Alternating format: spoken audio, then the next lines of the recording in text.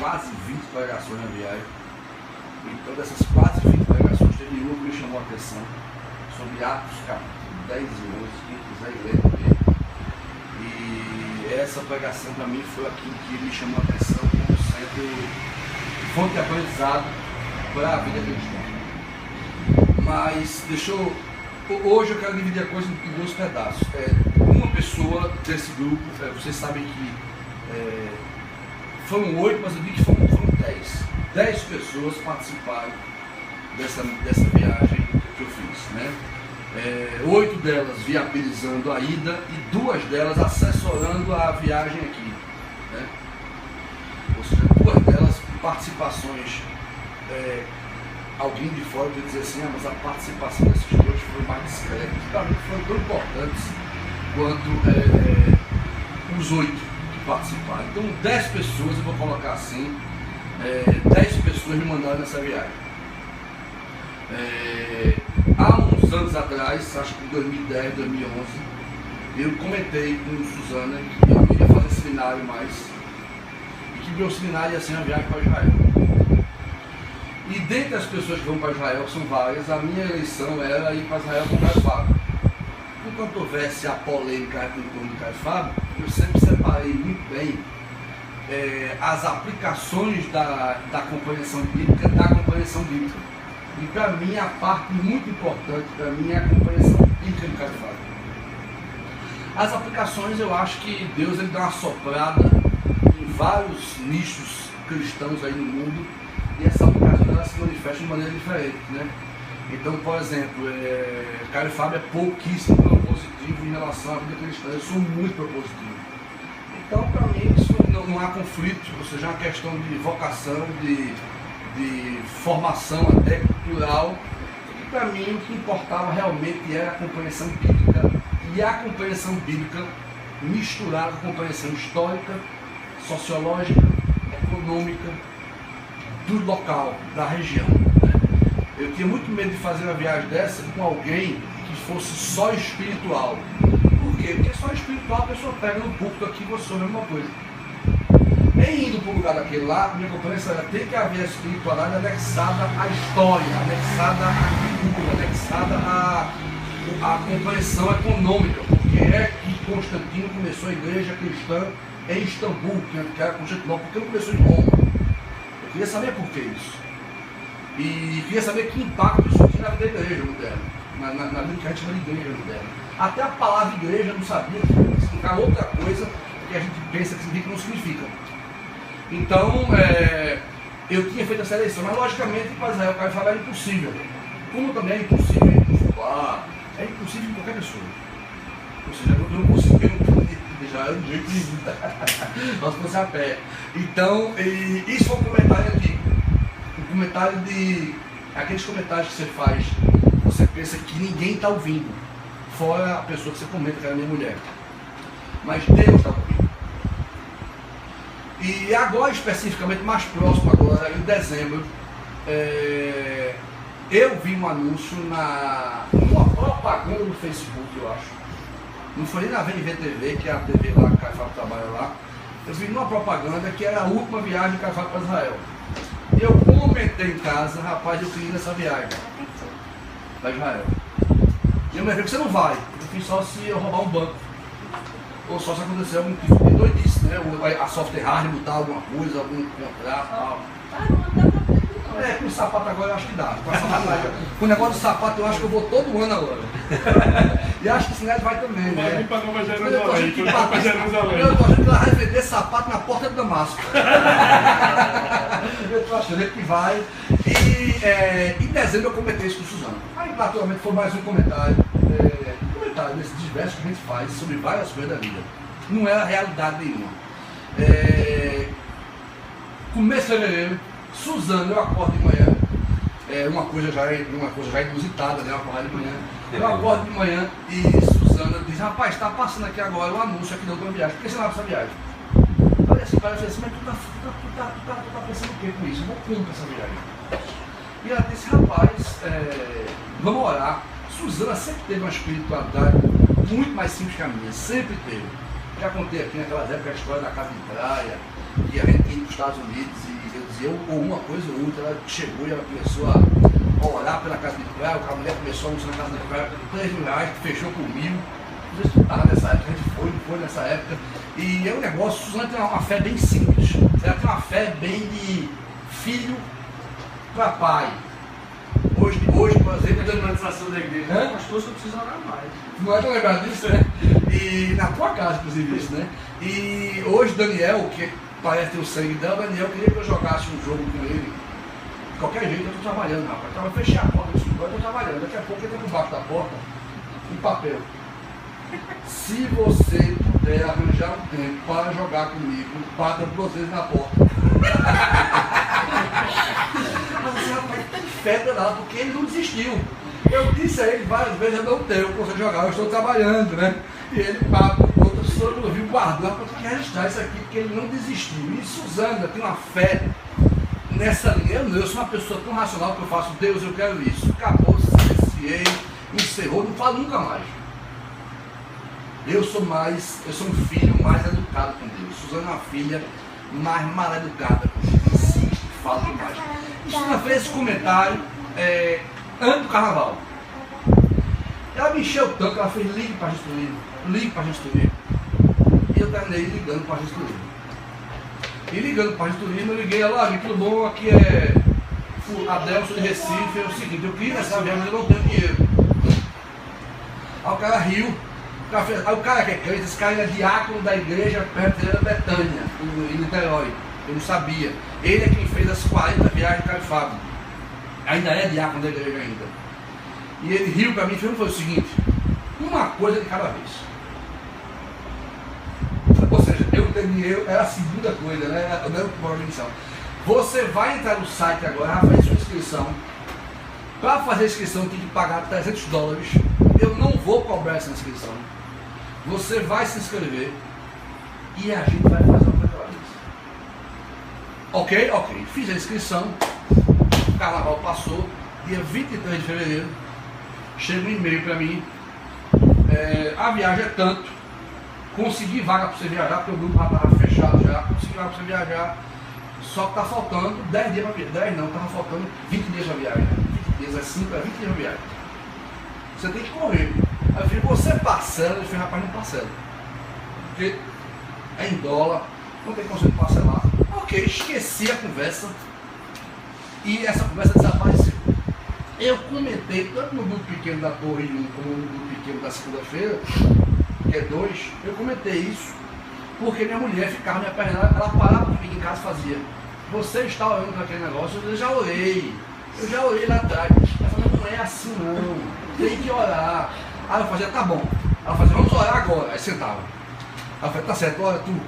Ela fazia, não, 2 orações, você faz, eu faço outra. Não precisa, é a mesma coisa, vai pelo canal só, vai pela via daqui de casa. Resumo, eu tive que orar de novo, Senhor, só a tua vontade, o rapaz já é. Eu orava, como que assim, me perdoe aí eu só me perdoe aí que eu tô aqui me incomodando com essa leseira aqui, né? E ela orou também e tal, e isso foi depois do carnaval. Também esqueci esse assunto, não lembrei desse assunto mais, ou seja, ele era um assunto apenas corriqueiro dos assuntos que a gente tem diversos na cabeça para pedir a Deus nessa vida conturbadíssima que a gente vive. E na quarta-feira, a viagem foi na segunda-feira, na quarta-feira, a 16, anterior à viagem, alguém liga para esse indivíduo aqui e ele com os cinésios articulam um grupo de pessoas que eles iriam contactar para que pudesse viajar. Isso eu sabia de nada. Eles começaram a se organizar às 6 horas na quarta-feira, ao meio-dia da quinta-feira o negócio estava resolvido. Ele liga para a Suzana, de tarde, 4 horas da tarde, eu estava em casa trabalhando. Liga para a Suzana endoida.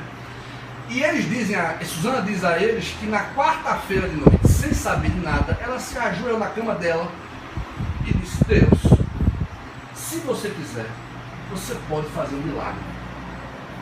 Minha mulher, ela obstinou que eu iria para essa viagem. Eu não. E Heloísa, quando ela soube disso quarta-feira, ela ficou muito emocionada, ela ficou muito feliz. E esse cara me liga, ele está no Rio de Janeiro, né? E ele me liga do Rio de Janeiro e ele começa a ligação para mim com a seguinte frase: hoje é meu aniversário, acho que quem apresenta é você. Na hora eu pensei, esse cara fechou. Eu pensei, não, ele fechou um senhor contrato. Mas eu estava pensando já, eu estava pensando em dinheiro mesmo. Ele fechou um senhor contrato com um bom preço, ele não sei o que, aí ele fez, não. O presente era teu, só. Aí, pois é, eu pensei nisso, né? Ele falou assim, já sei, jogasse na Mega Sena e vai me dar metade. Aí ele disse, não, tu vai para Israel. Ele disse, eu? Eu fiquei, peraí, menino, tu faz aniversário, vai ficar com pegadinha com os hotéis. Aí ele disse, rapaz, vai para Israel com o Caio Fábio. Aí ele contou um grupo assim, fez isso. Aí disse, rapaz, enquanto eu conversava com ele, minha mulher estava atrás de me filmando o tempo todo. Eu sem entender, porque eu só falo andando no telefone. Até no telefone eu me levanto para sentar dentro de casa. Abro o escritório, bonsai e tal. E eu andando lá atrás, dissesse, eu lá conversando com ele, desligado. Aí na hora que eu vi que o negócio estava ficando sério, ela assim, filmando assim. E eu aqui pensando, como é, rapaz? Que conversa é essa? Rapaz, é sério, não sei o que, não sei o que, não sei o que. Isso pra mim foi um choque total. Mas esse era o primeiro choque. Chorasse. Eu não sou de chorar na frente de ninguém, né? Eu só Mas choro tu ia sozinho. chorar na frente da câmera, só mesmo. Não chorei. Mas eu me emocionei muito. Da tua fé, que é simples de beber. Eu me emocionei muito, porque eu fiquei assim, rapaz, que loucura é essa? Eu não estou entendendo o que está acontecendo. Para mim isso é constrangedor. Constrangedor não de envergonhar, constrangedor de achar que Deus ouve coisas que você joga ao vento. Até porque existem outras coisas que a gente não está jogando ao vento, como por exemplo dificuldade financeira, que claramente Deus está falando, eu vou responder essa aqui, que você precisa mais de dinheiro para pagar as suas contas do que para ir para Israel. Porque eu comecei a racionalizar isso, porque Deus ele responde essa oração e não responde essa. E ela dizia, porque Deus quer responder essa. Mas de alguma forma era a prova de que Deus tinha tudo na mão dele. E o constrangimento não para por aí, isso é uma quinta-feira, na sexta-feira seguinte eu tinha na mão $200. É o que eu tinha na mão. E eu não tinha dinheiro para comprar mais dólares. Eu ligo para um colega nosso que viajou para Israel. Rapaz, quanto é que cara tem que levar? Rapaz, tem que levar $1.000. Rapaz, não tenho $1.000 para levar. Pensando nessa coisa, eu vou só comer, eu vou arranjar um fast food, vou comer 15 dias, porque a viagem estava tudo pago ao café e jantar, todos os translados, todas as despesas, menos o almoço. Então me viro lá e...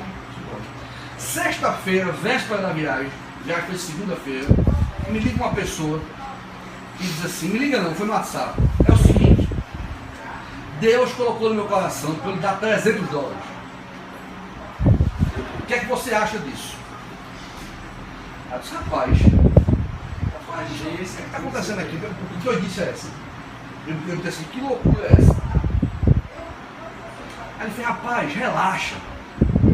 Rapaz, não é questão de relaxar não, rapaz, é questão que eu não estou acostumado com isso não, rapaz. Aí ele fez, menina, você acha que, bicho, eu não vou dizer nada, eu não tenho nada para dizer, eu não tenho nada para falar. Ela fez, é o seguinte, amanhã de manhã, tem $300 na sua conta. Em dinheiro. Naturalmente viajei atordoado, né? Viajei meio sem. Até viajei com um certo medo, eu pensei, poxa, certamente Caio Fábio não é a pessoa que a maioria dos meus amigos de igreja gostaria que eu viajasse. E Deus quer que eu viaje com ele. Deus gostaria que eu viajasse com ele. E a maioria das pessoas não querem que eu viaje com ele. Até porque eu vou repetir, só pode ter sido Deus, não pode ter sido pessoa. E bom, eu viajo para Israel e depois dessa parte eu vou falar um pouquinho da história aí da viagem. Lá eu sou roubado em $148 no táxi.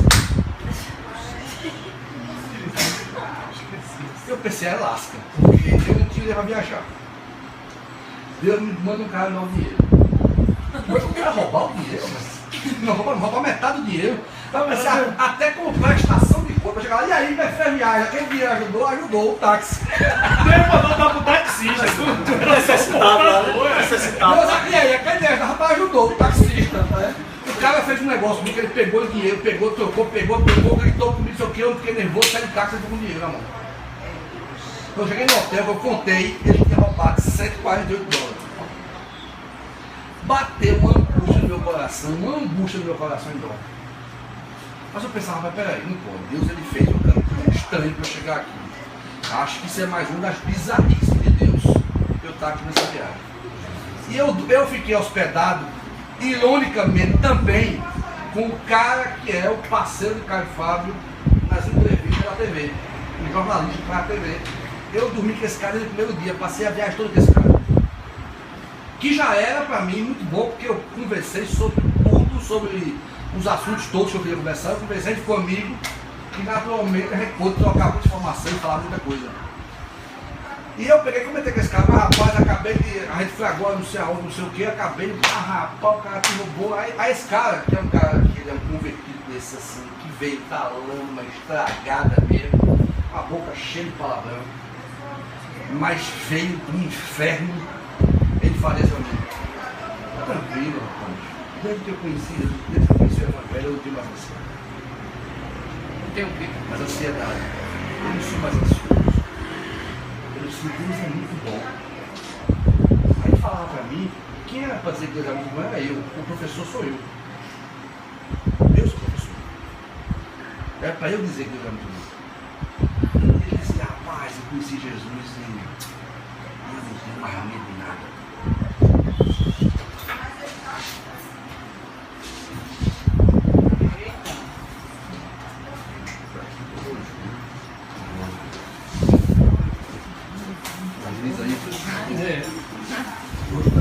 Tá fechado só aqui, só minha tá fechado.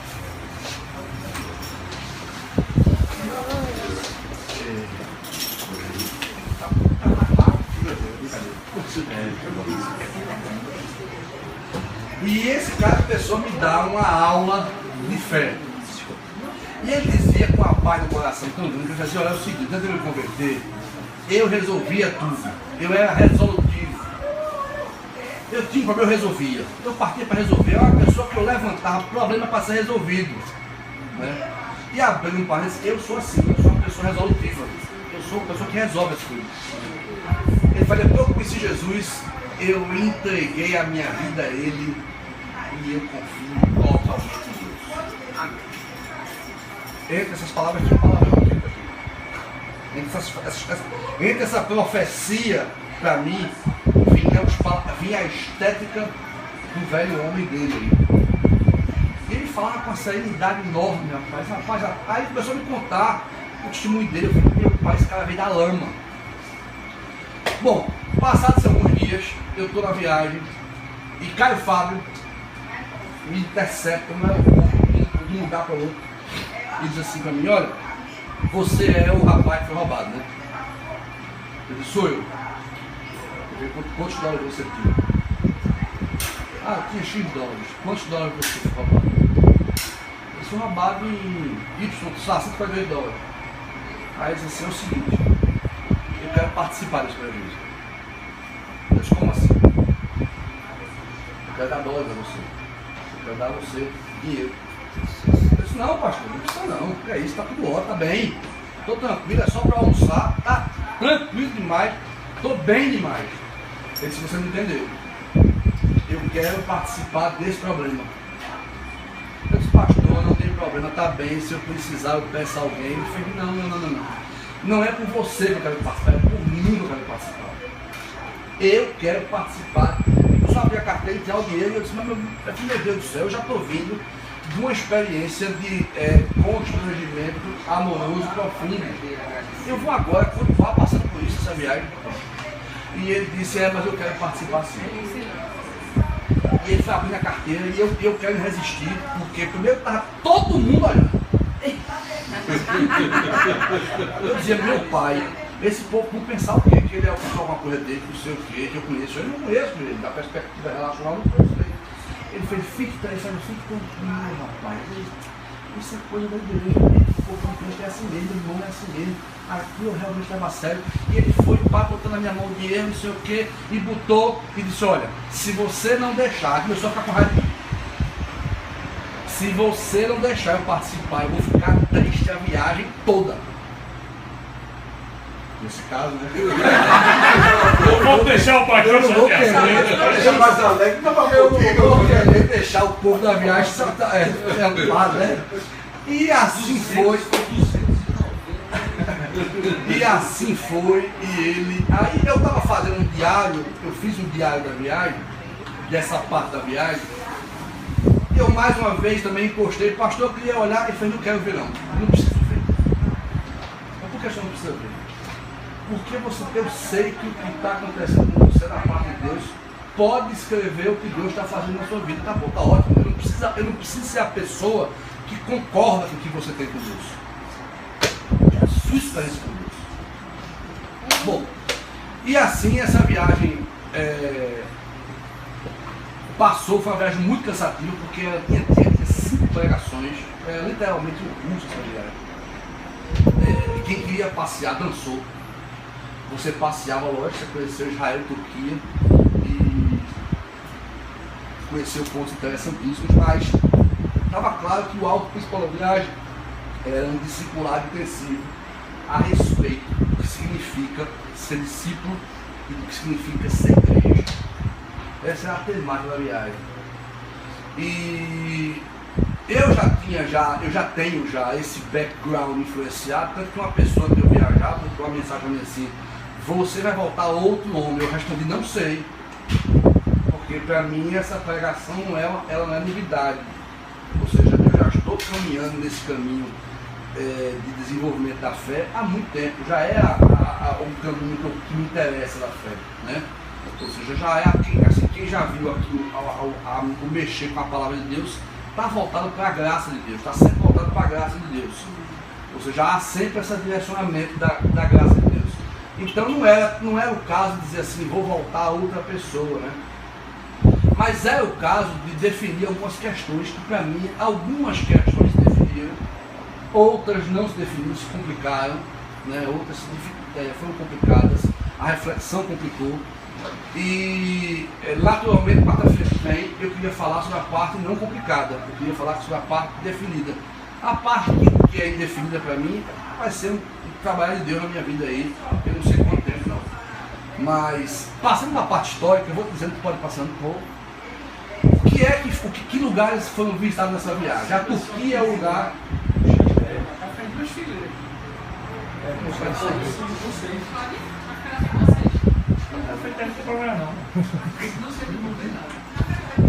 Só para vocês saberem, por que esse relatório está sendo dado aqui. Dessas 10 pessoas, tá? 2 delas são fora dos 3 mil pequenos e 8 delas são dos 3 mil pequenos. Ou seja, tem 8 pessoas envolvidas nessa viagem dos 3 mil pequenos. O de vocês daqui, da Torre, que está comigo agora na minha casa, na casa de Jane, e o da segunda-feira. Então é por isso que esse relatório está sendo dado nesses 3 locais. Tem pessoas envolvidas nos 3 grupos. E 2 delas não são de um grupo, e uma delas pediu para eu gravar, para ela poder ver, porque ela não é daqui de Recife. A questão histórica dessa viagem foi muito interessante, porque a Turquia, eu não sabia que a Turquia ela era um lugar tão central na Bíblia. A Turquia é o lugar onde estão as 7 igrejas do Apocalipse. A Turquia é o lugar onde a Arca de Noé aterrissou. A Turquia é o lugar onde Paulo nasceu, Saulo de Tarso fica na Turquia. E a Turquia é o lugar onde os cristãos perseguidos por Roma, grande parte deles fugiram para Capadócia. Vocês viram falar de Capadócia na novela, não é? A Capadócia é o centro da Turquia, é um lugar onde tem 5 cidades. Essas 5 cidades têm 3 vulcões. Esses vulcões se manifestaram com o tempo, criando cidades subterrâneas e subterrâneas na rocha. Tá? Então, esses cristãos entenderam que lá é um lugar bom de fugir.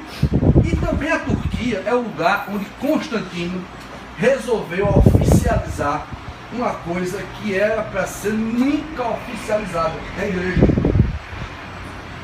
A igreja de Jesus, até 300 anos depois de Cristo, ela não tinha instituição. Ela não tinha CNPJ. Ela não tinha local físico.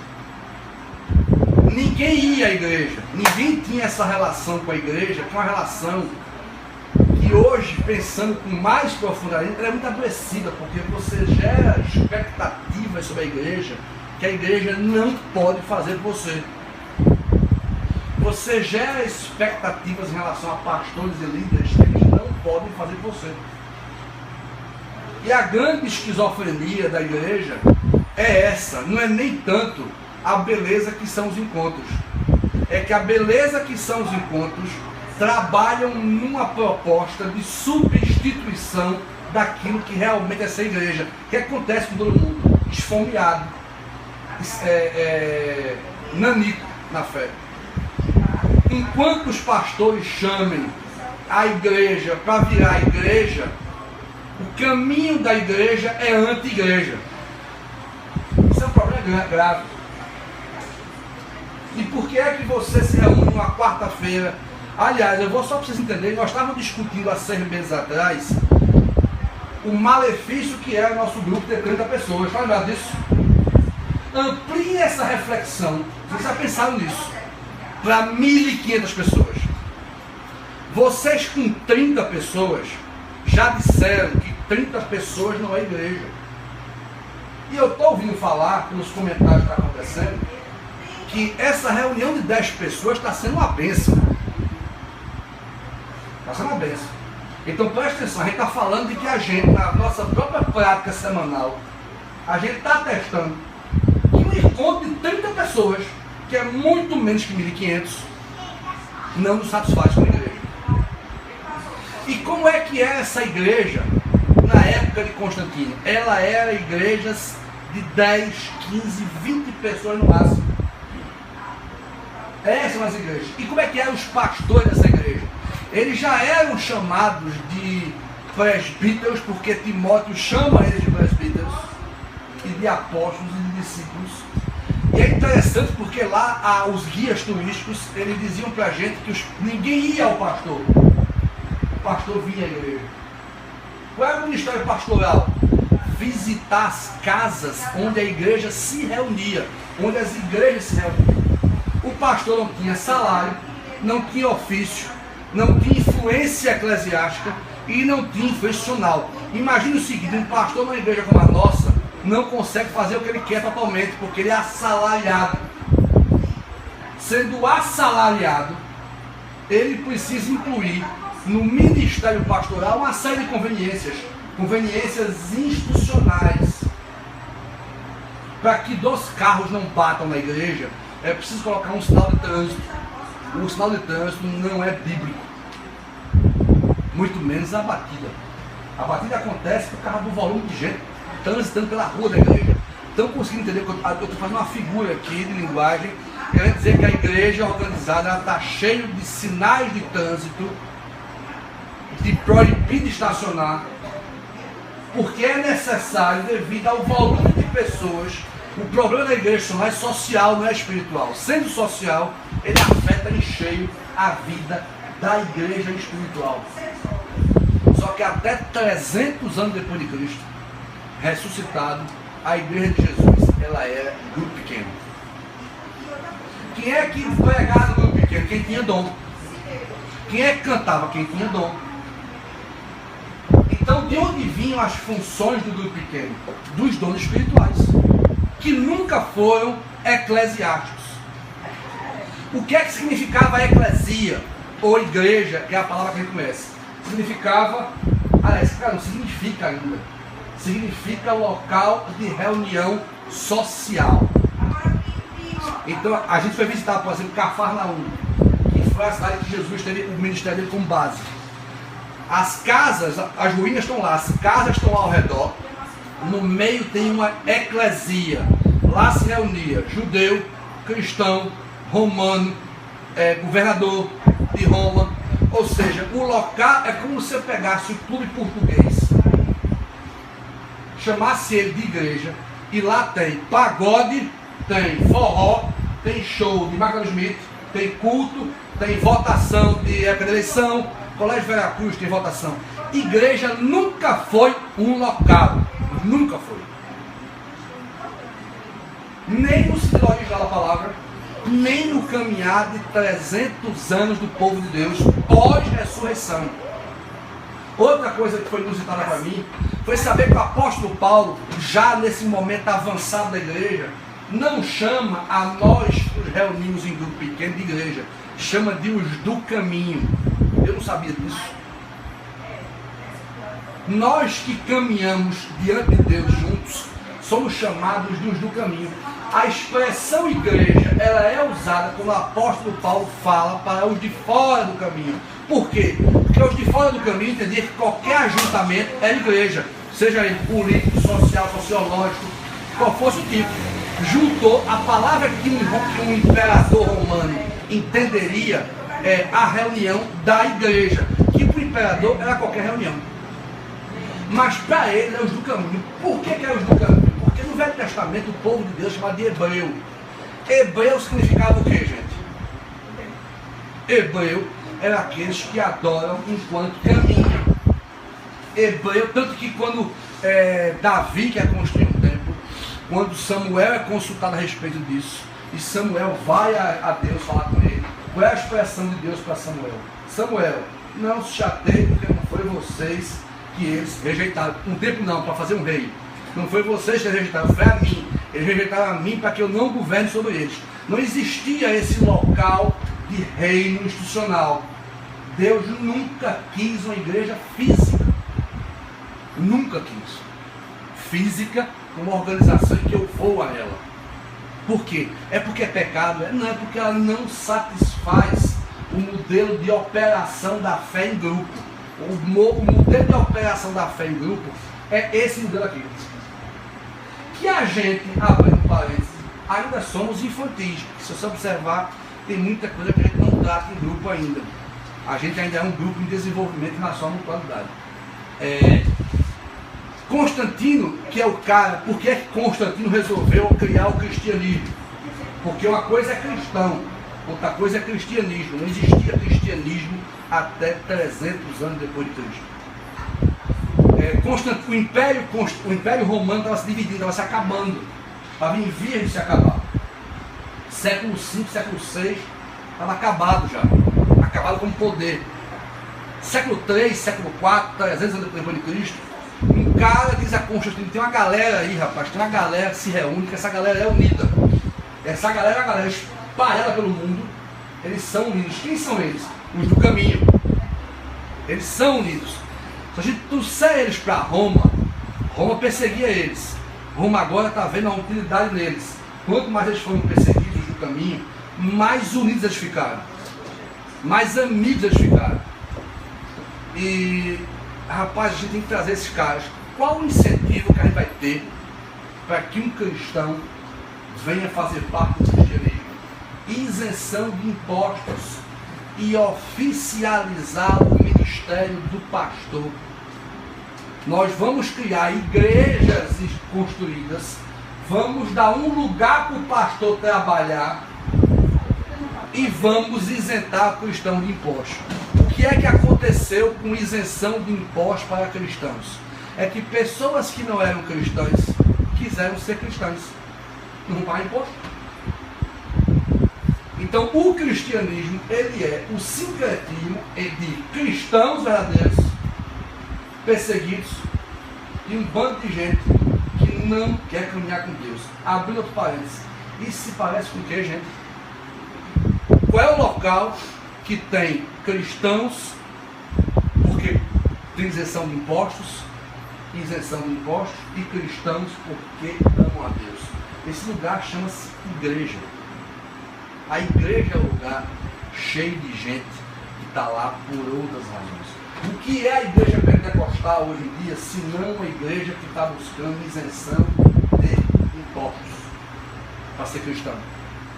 E assim começa um cristianismo em que o padre ou pastor, ele passa a ter poder, ofício, e o ministério dele passa a ser um ministério de conciliação. Conciliação é de amizade? Não, é de negociação conciliar. Ele passa a ter que concordar em concílio para poder decidir um caminho de uma suposta igreja que já caminhava sem conciliação, porque era a igreja do povo de Deus que é mais na história da terra. Eles foram perseguidos e se separaram. Agora eles não são perseguidos, eles são o Estado, eles agora nunca foram separados. E a guia falava que a guerra começou, a divisão começou de maneira tão violenta que esses homens que antes visitavam as casas para pastorear a mim e a você, eles passaram a brigar por poder, porque essa conciliação, esse concílio de igrejas passou a ter interesse próprio, pauta própria. A igreja passou a ter, vamos planejar o ano da igreja. Essa para mim foi a primeira, passa isso agora, isso aí é a primeira igreja cristã do mundo. Igreja cristã. Ela é um negócio suntuosíssimo. Por que ela dá aquele símbolo muçulmano? Porque ela passou a ser alvo de sucessivas guerras e cruzadas. Ela foi tomada, ganhada de volta, tomada de volta. E os últimos muçulmanos que tomaram ela pensaram o seguinte: sabe uma coisa, isso aqui vai ser um grande ponto turístico para cristãos e muçulmanos. Deixa ela com símbolos, passa aquele ali, com símbolos cristãos. E vamos criar aqui confessionário, vamos criar aqui. E aí começou o catolicismo romano a se construir como religião. Presta atenção, eu estou separando aqui duas coisas: catolicismo romano e cristianismo. Nós somos evangélicos, a sucessão do cristianismo. Mas dessa veia cristianismo saíram protestantes, saíram católicos romanos. Essa igreja é muito antiga. Essa igreja fica em Istambul, que é a antiga cidade chamada Constantinopla. Essa cidade está metade na Ásia, metade na Europa. É a única cidade do mundo que é assim. Constantino quis botar a igreja aí por causa do veio econômico que era. Era um lugar maravilhoso para se ter igreja, afluir pessoas, impostos. Observem que a pauta não tem nada a ver com o evangelho. Nada a ver com o evangelho. Isso aí são mosaicos da época desse suposto cristianismo. Essa é a igreja, a gente estava vendo aquela cúpula de dentro lá, essa é a igreja. Na frente os muçulmanos fizeram uma mesquita, mas só para poder demarcar o espaço, eles mantiveram aberta essa igreja para católicos. Do outro lado da rua, bem longe, está essa mesquita, que é só mesquita, um negócio suntuosíssimo. A Turquia é um país laico que você pode ser crente se você quiser hoje, mas 99% dos turcos são muçulmanos. E existe cristianismo, existe evangelho lá, existe catolicismo romano, ortodoxo, armênio, por aí vai. Mas a soma de todos os cristianismos juntos dá 1%. Isso aí é do lado de lá, é a Ásia, do lado de cá é a Europa. Exatamente, Estreito de Bósforo. Isso aí foi o quarto momento que a gente ia morrer, mas aí o anjo disse: eu não gastei esse dinheiro todo para tu morrer, então tu não vai morrer hoje não. Esse avião arremeteu 3 vezes para pousar. Sério, né? No final, o cara que organizava a viagem, rapaz, esse avião não voa mais. Aí esse piloto é doido, porque ele só deixava para arremeter quando ele viu o chão. Então, quando estava nevando muito, aí ele só viu o chão muito perto. Essa distância aí foi a distância mais alta. Ele tentou pousar outras 2 vezes, mais baixo ainda, a galera quase que morre. Isso aí são as... Volta aí, por favor, senhor. Isso aí são as cidades na rocha. Vários cristãos moraram nessas cavernas aí. Pode passar. Isso aí é a entrada de uma dessas cidades subterrâneas. Pode passar.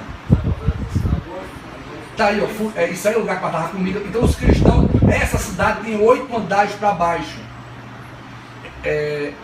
Existem 100 cidades dessas na Turquia. Quer dizer, que foram encontradas. E eles dizem que os cristãos se espalharam aí para fugir de Roma. Lembre-se que eles estavam sendo perseguidos por Roma no primeiro momento. Não interessava Roma a eles. E Na hora de entrar aí, o guia falou: quem tem asma e quem tem problema de coração, claustrofobia, vá até o segundo andar. Mas teve gente que foi até o quarto, mas já voltou passando mal. E ninguém do grupo foi até o oitavo andar para baixo.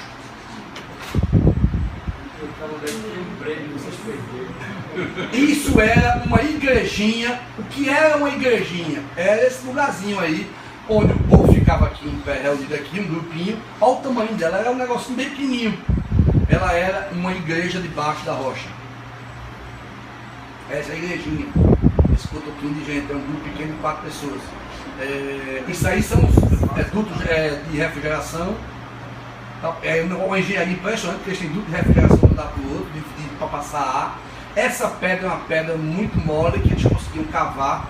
Ela era fácil de você raspar ela, e por isso eles conseguiram fazer essa cidade subterrânea.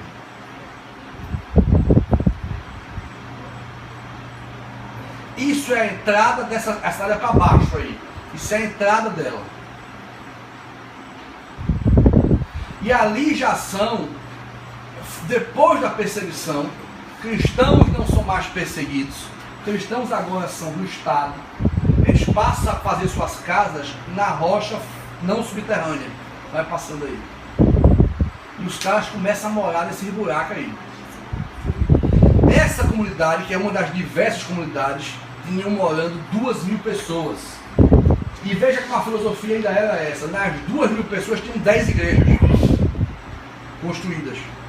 Vai passando aí, por favor. Isso hoje é um museu. Isso é uma igrejinha. Do lado de cá a igrejinha, do lado de cá o refeitório. Entendemos com clareza que crente que gosta de comer veio daí. Porque toda igreja tem um refeitório do lado. É sério, vocês vão ver, é sério. Já existiam esses mosaicos.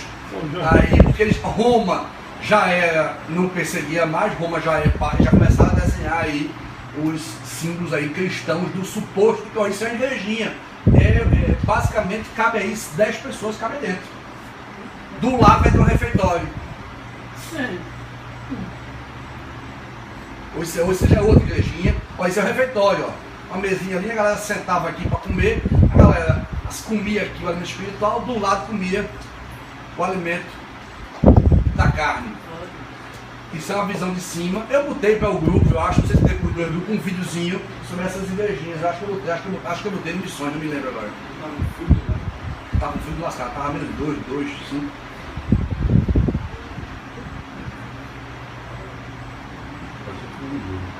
Isso aí é só porque a Capadócia não é o lugar dos balões, né?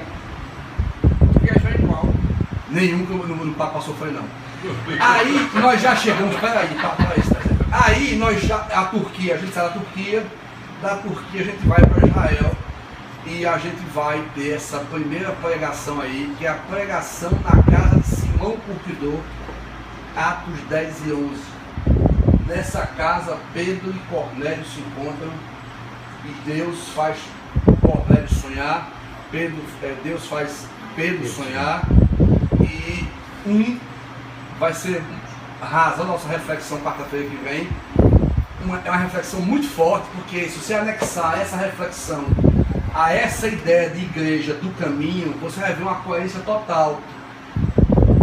Há uma incoerência profunda no formato que a gente chama igreja e também na consequência espiritual das nossas relações em relação a ser igreja. Vai passando aí. Isso é a casa do cara. E esse é o eirado onde Pedro viu o lençol descer e os bichos que ele não podia comer. Isso está na beira da praia, na cidade de Jope, depois de Tel Aviv, isso é beira-mar. Isso aí já é um pouco mais acima em Jerusalém. Eu esqueci de trazer o mapa para vocês entenderem, porque depois que você... Tem que trazer o mapa, rapaz, em mapa você entendia. Quando você vê o mapa, agora que você viajou, você entende com muita clareza os movimentos espíritos. É muito interessante. Quarta-feira, vou me lembrar de trazer o mapa. Mas Jerusalém é como se fosse Jerusalém não, Israel é como se fosse um retângulo. Né? Aqui embaixo do retângulo está Ur dos Caldeus, está o Mar Vermelho. Aqui em cima, no norte, está o Líbano, a Síria, aqui está a Jordânia, do lado direito. A Jordânia está o Rio Jordão, onde eles foram batizados, e onde eles caminhavam sempre pelo Rio Jordão, porque tinha água, porque Israel é um deserto. Então sempre que eles iam de um canto para outro, eles iam pelo Rio Jordão, que está dividido Israel da Jordânia. Esse mapa, não sei se você está conseguindo visualizar, Herodes fez aqui na costa, é porque eu estou vendo, vamos lá, aqui na costa esquerda, em cima, Cesareia Marítima, está na Bíblia. E lá em cima fez Cesareia de Filipe. É interessantíssimo porque o Monte Hermon, onde Jesus foi transfigurado, foi nesse lugar de Herodes. A gente coloca o mapa aqui, Deus? Rapaz, eu não coloquei o mapa aí não. Não, mas tá entendendo. Mas o mapa que eu tenho em casa está todo já pontuado. Aí esse mapa de casa está todo fácil de explicar. O outro mapa vai se não vou entender. Bom, para você saber também sobre Palestina, o que é Palestina? Israel é a nação que depois da dispersão, da perseguição de Roma, Israel nunca morou na sua terra. Ou melhor, judeus nunca moraram na sua terra. Quem é que ocupou então a terra de Israel? Quem ocupou foi o governo britânico. E ele chamou todo Israel de Palestina. Quem nasce na Palestina não é árabe, é palestino. Ele pode ter sido um árabe que viveu na Palestina, é diferente, mas aquele povo dali é um povo da região. O povo judeu dispersou. Quando Hitler persegue os judeus, no Museu do Holocausto lá tem um mapeamento de todos os judeus que eles encontraram no mundo, eram 12 milhões de judeus. Eles mataram 6 milhões de judeus. Coisa interessante, a população de Israel hoje, de judeus, é de 6 milhões. Eles eram 12 milhões, eles mataram 6 milhões, hoje eles são 6 milhões. E isso em Jerusalém. Quando eles foram voltar depois de Hitler para casa, a Inglaterra, o governo britânico não deixou. Muitos morreram no mar de fome. A ONU se junta e faz, não, vamos agora fazer o Estado de Israel. O Estado de Israel é fundado em 67. E nesse momento os judeus que não puderam voltar para suas casas, 48. Não, o Estado de Israel é 67, né? Não, 48. O que é 67? 67 foi a guerra. A guerra dos 100 dias. A guerra dos 100 dias. Então, ele diz em 47 lá, então 48, né? 48. Então, em 48, esse Estado é formado de Israel. Então, presta atenção. Por que os judeus não voltaram para onde eles moravam na Europa? Porque Hitler oferecia para o vizinho judeu, tu quer a casa dele, tu quer a loja dele, tu entrega teu vizinho judeu, que tu ganha propriedade sobre a casa dele. Logo, os judeus, quando ficaram livres de Hitler, eles não tinham para onde voltar, porque eles não tinham uma casa. Foi que eles lembraram, nós temos uma terra. Nós temos um lugar que Deus nos deu. E só em 1948 que eles resolvem. Aliás, foi em 45 que eles começaram a voltar, só 2 anos depois que eles conseguiram entrar. Eles só conseguiram entrar em Israel depois de 2 anos, depois que a guerra acabou. Em 48 foi aonde? Foi liberado. Liberou Israel. Nessa liberação de Israel, para vocês entenderem também, algumas regiões foram dadas a um suposto governo palestino. Então, por exemplo, faixa de Gaza.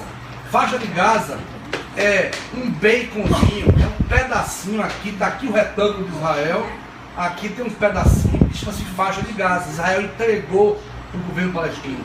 Tem outras 7 cidades em Israel que é Palestina. Belém é Palestina, Jericó é Palestina.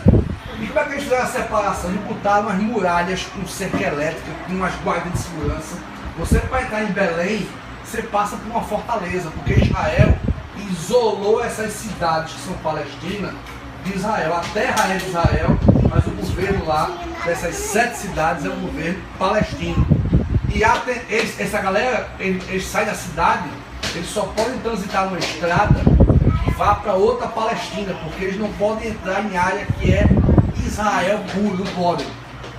Só se o governo autorizar.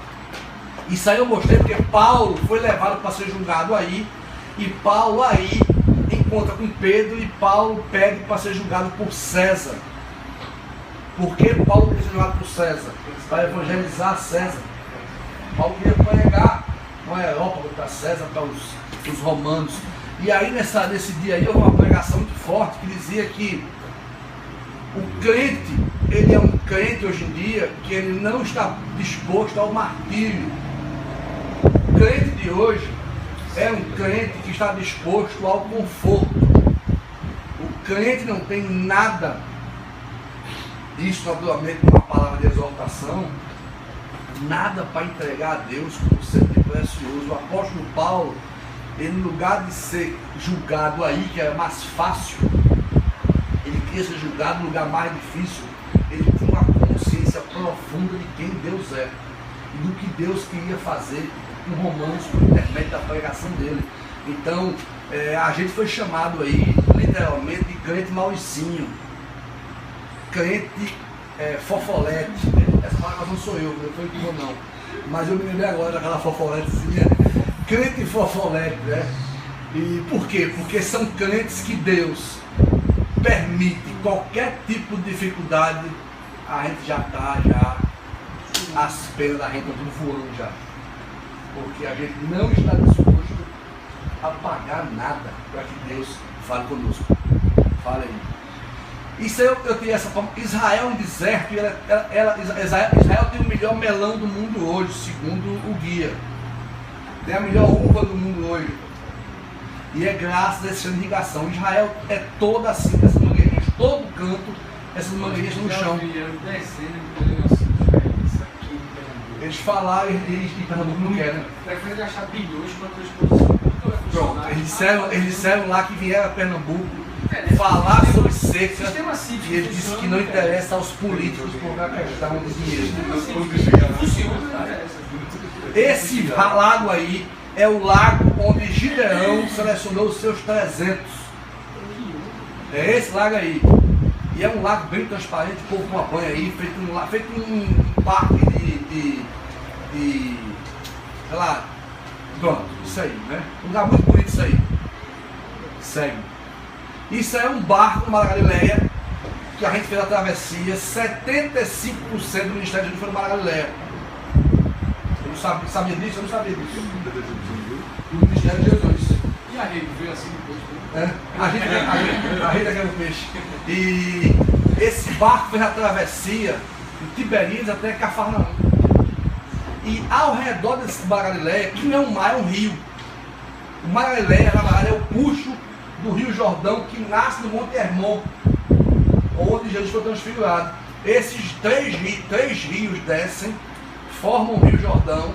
Esse Rio Jordão abre nesse lago que tem 21 quilômetros de comprimento e 11 de largura, por isso que é rio, por isso que é mar, chamado de mar, mas é um rio. Por que é que esse rio tinha tempestade? Porque ao redor desse mar estão as colinas de Golã, onde Saul viveu, onde Saul foi morrer, suicidou-se, Davi. E quando uma corrente de ar desce por essas montanhas, ela desce com tanta violência que ela é capaz de virar, segundo o barqueiro, um barco desse aí, que já é um barco maior que o barco da de Jesus. É por isso que eu vou ter tempestades. Aí vai aí. Isso é uma foto da outra margem do Mar da Galileia. Isso é Cafarnaum. Esse lugar aí maior aqui que eu falei à esquerda é a eclesia da cidade. É a igreja da cidade. É o lugar onde o povo se reunia, não os cristãos. Qualquer pessoa se reunia para tomar qualquer decisão. Esse lugar específico aí, a gente veio do lado de cá. Cafarnaum está aqui à direita, Tiberíades está lá embaixo. Esse lugar é o lugar onde Pedro, depois de negar Jesus 3 vezes, Oi? Foi o peixe. Não, Jesus se ressuscitou, encontrou com os discípulos, disse para eles, olha, com as mulheres, manda os discípulos para a praia e manda Pedro também. Uma coisa interessante que eu não sabia é que quando Pedro negou Jesus 3 vezes, a cena é retratada com um braseiro e alguns peixes no fogo. Eles estavam do lado do braseiro se aquecendo e comendo. E quando Jesus foi aí falar com Pedro, ele antes disso botou um braseiro, perguntou a ele se tinha alguns peixes. João diz a Pedro, rapaz, isso é Jesus. Há uma outra pesca maravilhosa, e quando Pedro pula na frente, Pedro corre na frente numa performance evangélica sensacional. Rapaz, eu sou crente e eu pequei muito, eu preciso mostrar um servicinho agora. Então, os outros discípulos ficam todos calmos no bar. E Pedro corre, quando Pedro chega na beira da praia, havia um braseiro e já havia peixes. E aí Jesus tem aquele diálogo com Pedro. Pedro, tu me amas mais do que os outros. E essa pregação foi fortíssima. Eu já tinha esse texto já antes. Vamos gravar no Palavra com Palavra. Até sexta-feira a gente grava essa pregação, porque ele é a continuação daquela outra, da vocação de Pedro. E eu fiquei impressionado porque Jesus ele interpela Pedro em 2 níveis diferentes, com 3 perguntas. A primeira pergunta é: você me ama mais do que as pessoas? Porque Pedro, quando levou Jesus, ele amou mais a ele próprio do que a Jesus. Depois ele pergunta: tu me amas? É uma pergunta simples: você me ama? E a resposta de Pedro final foi: Senhor, tu sabes todas as coisas, tu sabes que eu te amo. E a exortação dessa pregação foi que o crente que vive pela graça e por fé, ele sabe o que Deus sabe a respeito dele, e não o que ele próprio sabe a seu respeito. E fazendo aqui mais uma observação, a igreja me ensina a saber a meu respeito que eu sou santo, ou que eu me comporto bem. E essa pregação dizia: a vocação do crente nunca foi para se achar alguma coisa, mas para crer que alguém que consumou para ele o que interessa a ele é quem sabe a respeito dele. E a coisa interessantíssima é que Jesus não tratou o pecado de Pedro. Jesus não tratou, ele não tratou primeiro o pecado para depois tratar com Pedro. Jesus nunca trata o pecado de ninguém para acessar ninguém. Jesus sempre primeiro acessa alguém, e o pecado não é nem mencionado nos encontros, e ele é fruto da consciência de cada um do caminho de Deus. Isso é a igreja da anunciação, um lugar de idolatria maravilhoso. Nessa covinha aí, nessa casinha aí, foi onde o anjo provavelmente apareceu a Maria e falou que ela ia ser mãe de Jesus. Isso é o famoso Vale do Armagedon. Eu só consegui tirar nessa foto essa foto tem 70 graus. Eu consegui em 70 graus descrever metade do vale. Eu precisava tirar uma outra foto para cá. Esse vale é imenso. Eu fiquei pensando assim, quer dizer então que exércitos vão se juntar contra Israel no Vale do Armagedon. Esse vale cabe nos exércitos, ele cabe uma coisinha.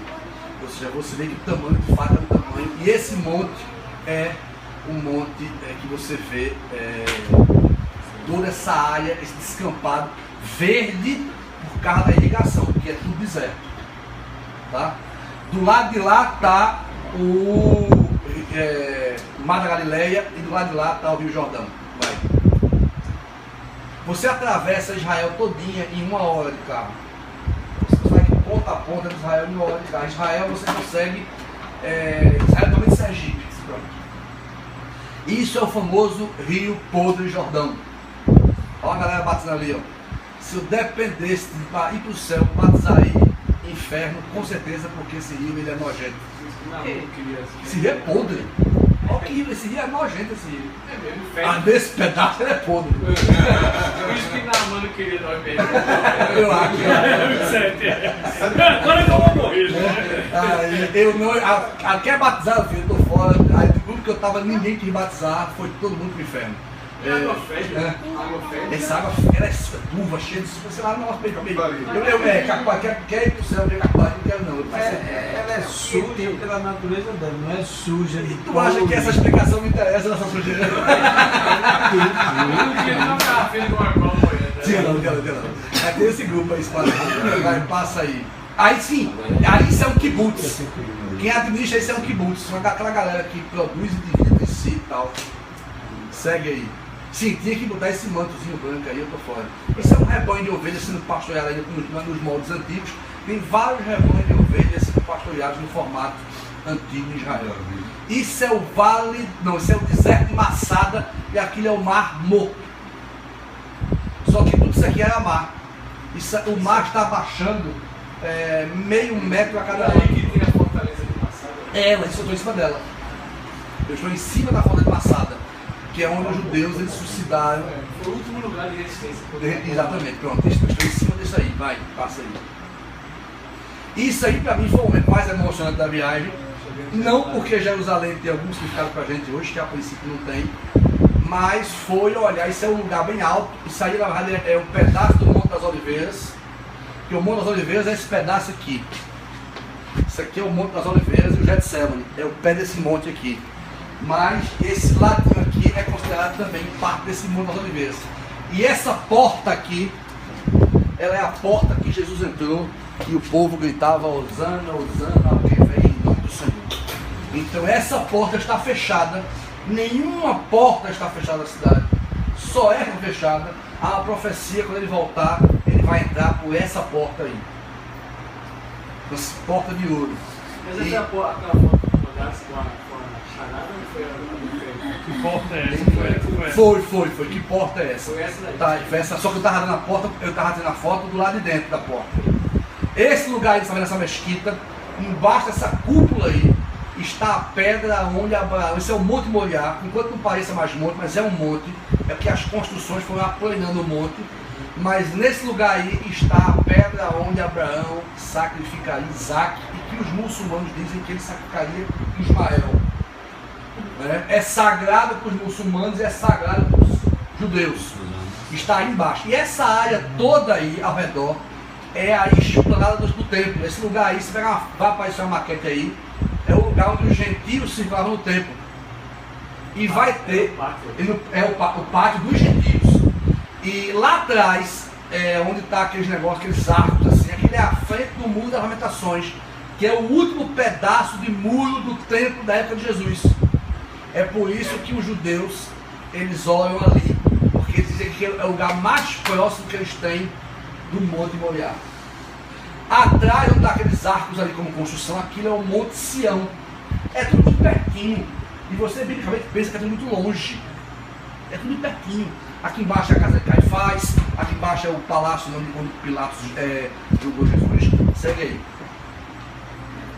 Isso é uma maquete no Museu de Israel que eu tirei em 3 pedaços para você entender. Passa a segunda foto. Aí está aquela porta, essa porta aqui. A diferença é que hoje aqui tem uma mesquita aqui. E essa área aqui hoje em dia, quem administra ela, Israel teve que fatiar as áreas sagradas entre várias religiões. Para não ter confusão, Israel pegou e entregou essa área do meio aí toda aos árabes. Eles fecham e abrem isso quando querem. Por exemplo, a mesquita que tem a pedra de Abraão, como os judeus não importa para eles e cristãos também se interessam, eles fecharam faz 5 anos, só entra muçulmano. Esse lugar eles abrem a hora que querem, fecham a hora que querem, por 3 horas por dia, 2 horas por dia. Para a gente entrar aí foi preciso uma segurança pior que aeroporto. E você não pode, enquanto a gente andava pela essa área, muçulmanos nos acompanhavam olhando o tempo todo, encarando a gente. Qual era a ideia deles? Se você se ajoelhar para orar aqui, a gente expulsa vocês daqui. E vai passando aí. Esse lugar aqui é onde Jesus foi julgado por Pilatos, que é a Fortaleza Antônia. Então, e lá atrás está o Palácio de Herodes. Isso era a grande Jerusalém na época do segundo templo. Hoje ela não é assim, ela é maior do que isso. Aí está o templo, esse pátio da frente era o pátio de quem ia dos judeus, e o Santo dos Santos era essa casinha aí, maiorzinha. Aqui atrás hoje está o Muro das Lamentações, que é o lugar mais próximo desse lugar aí. Esse lugar aqui ainda está, volta aí. Esse lugar aqui com essas vigas ainda estão construídos nesse formato aí. Passa aí. Isso é Belém, que é na frente de Jerusalém, mas é separada por essas muralhas aí, com segurança, metralhadora, guarda de guerra, um negócio impressionante. Isso é o Vale dos Pastores. Davi estava pastoreando rebanho nesse vale quando foi chamado para enfrentar Golias. Uma informação interessante é o seguinte: o maior arqueólogo de Israel chama-se Gabriel Vacari alguma coisa. E sempre que Caio Fábio vai nessa viagem, esse cara chama ele para ver lugares que ainda não está aberto ao público. Nessa viagem ele foi a 3 lugares que o público não tem acesso. O Vale de Elá, que é o lugar onde Golias e Davi lutaram, havia uma suspeita de que isso era ficção, ou um dos ataques do povo para dizer que a Bíblia não é verdadeira. E Caio foi a esse lugar com o cara, e esse cara mostrou ruínas enterradas em que está escrito na linguagem da época, pela época, a história de Davi e Golias, nesse vale, atestando que essa luta existiu naquele lugar. E também numa Galileia, ele foi levado a uma igreja, uma sinagoga, onde Maria Madalena, que a cidade chama-se Magdala, é por isso que é Maria Madalena, foi mostrar que ela de fato existiu como Maria Madalena naquele lugar, na Galileia, naquela região, que também é uma dos ataques dos incrédulos a respeito das escrituras.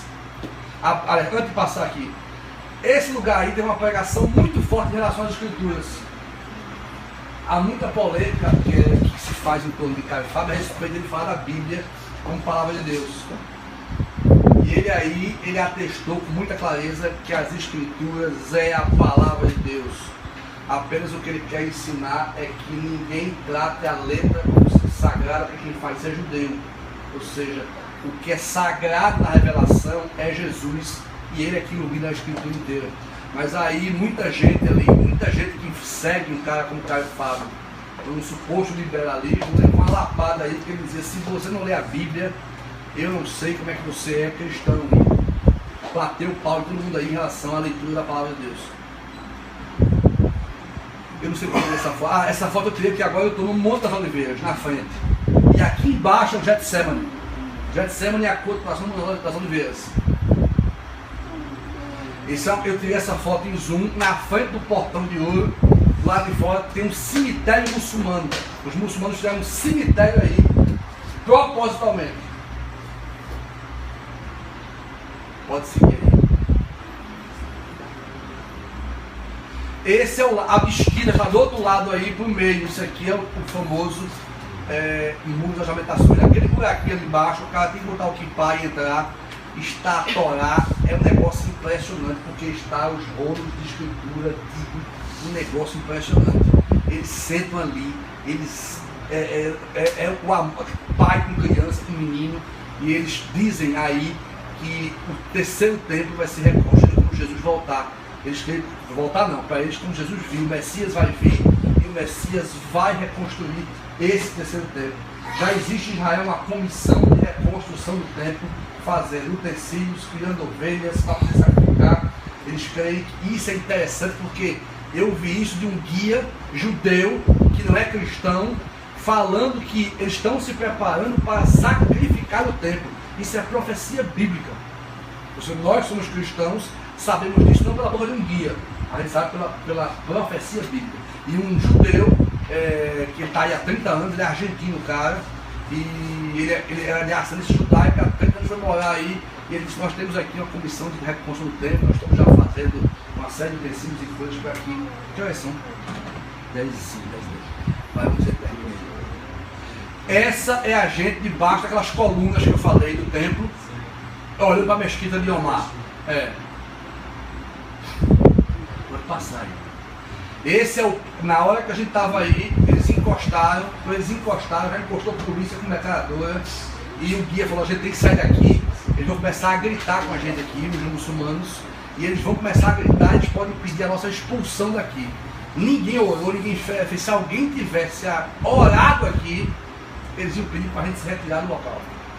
Porque eles sabem que a gente estava livre, porque eles sabem que a gente crê que Jesus volta e passa por essa porta aí. Via Dolorosa. Adianta me mostrar a outra Santo Sepulcro aí, antes desse aí. Adianta aí. Esse local aí é tido como um lugar onde Jesus foi enterrado e foi crucificado em cima dele. Esse lugar aí há tanta briga de idolatria aí, que aí tem um púlpito armênio, um púlpito romano, um púlpito ortodoxo russo, um púlpito ortodoxo armênio, um púlpito evangélico. E ele diz que eles brigam de vassoura aí, um quebra o pau com o outro aí. Isso é um lugar escuro, tenebroso, dark, está mais para o túmulo onde o diabo nasceu do que quando ele foi E esse lugar é arqueologicamente, provavelmente, o local onde Jesus foi enterrado. Porém, esse local está... Se você lembrar daquela maquete de Jerusalém que a gente mostrou, a maquete assim de Jerusalém por tempo aqui, esse lugar está aqui atrás. E esse lugar não é o lugar de maior trânsito de pessoas e de maior passagem de pessoas. E aí, eles dizem que é aí, porque aí está uma montanha chamada Gólgota ou Caveira, mas não é porque tem uma caveira deserta, porque aí tinha muito esqueleto de pessoas que foram mortas. Eles entenderam, certamente é aqui. Volta para aqui. Esse túmulo aí de Jesus é mais tradicional para os cristãos evangélicos. Por quê? Porque nessa montanha aqui tem uma caveira desenhada. 2 olhos, um nariz e uma boca. E porque esse lugar aqui é o lugar da saída principal de Jerusalém na época, que é o lado direito da cidade. Aquela maquete aqui assim, o lado direito e o portão principal era o local do maior trânsito, que ia para Jericó, para Belém, ia por essa estrada. Então, o que é que o guia falou? Os cristãos evangélicos acham que esse aqui é o local, porque foi encontrado são os únicos locais de túmulo nessa região, e porque se alguém queria crucificar alguém, pinturar e mostrar para todo mundo, esse é o local. Mas o pastor Caio, quando pregou aí, foi uma pregação eu acho aí, ele disse, olha, ninguém está aqui porque o lugar é sagrado, a gente está aqui como simbolização de que Jesus esteve morto e ressuscitou ao 3º dia em algum lugar dessa região aqui, ou essa ou aquela, não importa, pode passar. Eu botei um videozinho disso aí também, eu filmei um pouquinho e botei no grupo, eu acho, isso aí. Pode passar. Acabou? Bom, gente, quarta-feira que vem eu queria acrescentar só o quê? Eu queria acrescentar o cerne teológico dessa viagem. Eu vou só introduzir aqui rapidinho para você ir pensando. Tem 2 princípios que nortearam essa viagem. Um é a ordem de Melquisedeque, que é a tese de mestrado de Caio Fábio, que Deus, as teofanias do Velho Testamento. Você lembra que aquelas aparições de Jesus no Velho Testamento, ele aparecia a Abraão, aparecia o anjo do Senhor com A maiúsculo. A tese do pastor Caio de evangelização é que Deus não está restrito à manifestação proselitista do evangelho para se manifestar a quem quer que seja. Tanto que Melquisedeque não faz parte dessa ordem sacerdotal, essa ordem de Abraão até Jesus, de Abel até Jesus, de Sete até Jesus. Ele não faz parte, e o texto diz que Abraão trazia dízimo para Melquisedeque, dando a ideia de que Deus se revela a um povo que não faz parte da linhagem real, que não ouviu a mensagem pelo prosélito, pelo anúncio verbal, mas que Deus se manifesta a quem quiser quando quer. Nós temos ouvido, eu acho que foi o pastor Sábio que nos disse isso no testemunho dele, de que pessoas têm sonhado com Jesus, se convertido em sonho, sempre. Mas aí Sábio contou por intermédio dele, foi? Ou seja, um cerne dessa pregação, dessa viagem toda foi: Deus é Senhor do Evangelho, da história, e você não prega o Evangelho porque você faz uma ação evangelista. Essa ação não tem base histórica bíblica. Ou seja, tanto é que o texto, ide por todo mundo, fazendo discípulos, não está no imperativo, o ide. Está no imperativo, para nós, no português, é indo. Mas o fazer discípulos está no imperativo. A ideia do pastor Caio na viagem foi: evangelizar é fruto da sua interação como do caminho, caminhando na vida. A igreja criou uma doença que é: eu vou evangelizar, logo segunda-feira eu não evangelizo, terça-feira eu vou para o cursilho. A igreja criou a compartimentalização do local e das ações, quando o espírito bíblico de Hebreu, dos caminhos e de evangelismo é que você é evangelho. Você é o evangelho vivo. E você indo para onde? Para qualquer lugar em que você vá. Você é uma pessoa que faz discípulos de todas as nações. A igreja gosta disso? Não. Por quê? Porque ela não controla. Ela não controla quem vai e ela não controla quando vai. Você gosta disso? Não. Você perde, você é denunciado de que a sua vida de segunda a domingo ela tem que ser evangelho. Mas eu não sei fazer isso. Eu gosto de ser evangelho segunda no grupo pequeno, quarta e domingo de manhã. E eu faço negócio não como evangélico. Eu não estou falando de corrupção, não. Eu estou falando de alguém que se enxerga no evangelho, inclusive denunciando as minhas práticas, meus pecados, que vão se mostrando no dia inteiro. O evangelho tem que sobrepor a minha vida pessoal.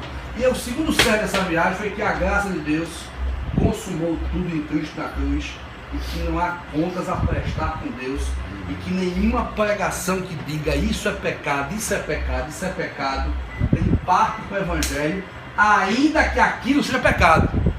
A questão não é que não há pecado, não há pregação, isto é pecado. Por que não há? Porque Deus encarnado não fez isso com Zaqueu, não fez com o centurião, não fez com o samaritano, não fez com Pedro. Deus que encarnou em Jesus não tratou ninguém. Você tem pecado nisso ou naquilo, da perspectiva de que o acesso a Deus veio pela sua consciência de pecado. O acesso a Deus veio pela sua consciência de evangelho. Esse foi o cerne teológico dessa viagem, e quarta-feira a gente aplica. Amém?